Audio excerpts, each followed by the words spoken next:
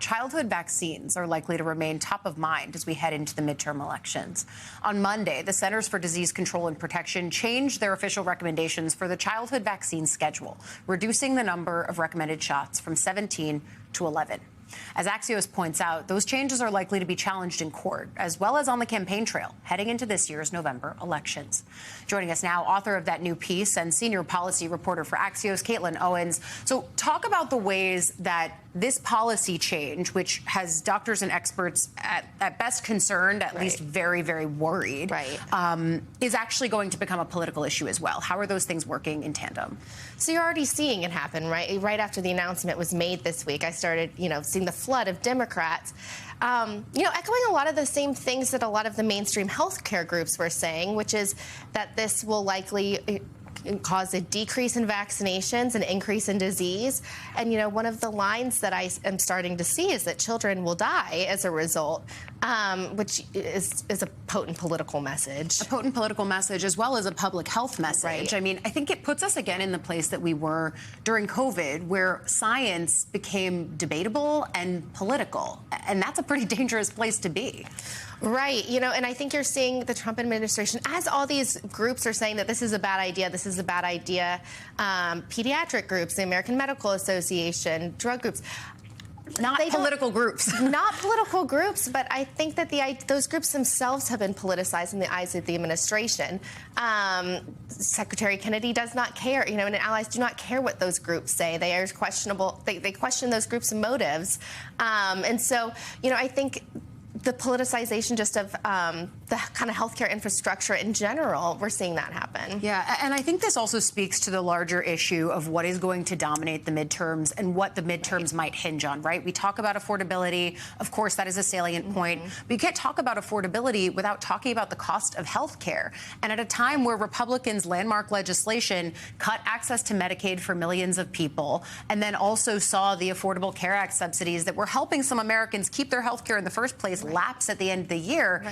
You made the point before we came on that, these changes on vaccine schedules only give Democrats more motive and more things to talk about going into a year that was already going to be a conversation on health care. Right. I mean, Democrats love to talk about health care. It's an issue they're very comfortable with. They're very familiar with. It's been a good issue for them in previous elections, right? And so I think they were already gearing up to talk, yes, about the Affordable Care Act and the lapsing enhanced subsidies, but also just the cost of health care in general across all markets.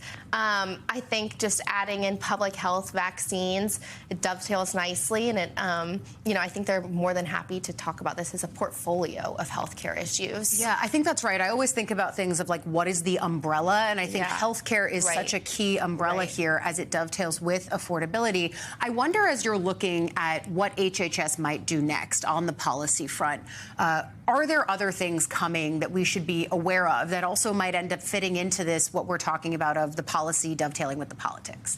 Right. I think on vaccines, that's the big question. Is this it? Is changing the childhood vaccine schedule? Was this the big thing that they do, or is there more to come? Are they, they've talked about looking at vaccine ingredients. Talking about it is one thing, action is another. Another big thing that we're looking to see is whether this change itself impacts vaccine makers' liability shield under federal law. Is there action there?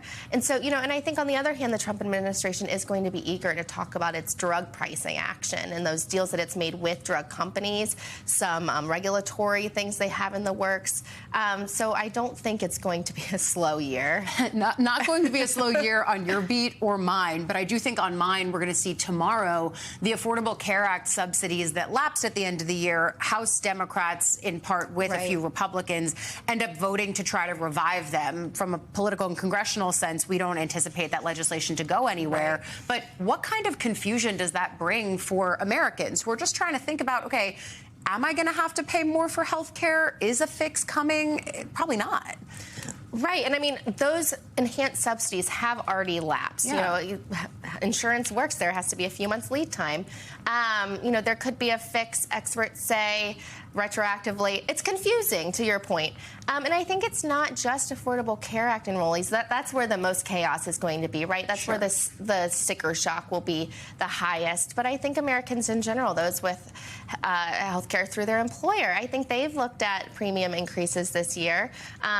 It's January, the deductibles kick in again. Yep. I think healthcare for a lot of different people is going to be a source of stress, and it probably top of mind. Top of mind, a source of stress. And we've had some of our reporters here at MS Now just talk to folks who are saying either I'm not going to be able to afford my health care and I will die because of it, or this is going to mean that I have to choose between food and buying groceries or keeping my health care. These are just choices that it's hard to fathom Americans are having to make, and that Congress Right. is just hamstrung on not being able to do at least something, if not to help, then at least just to offer clarity about what is ahead.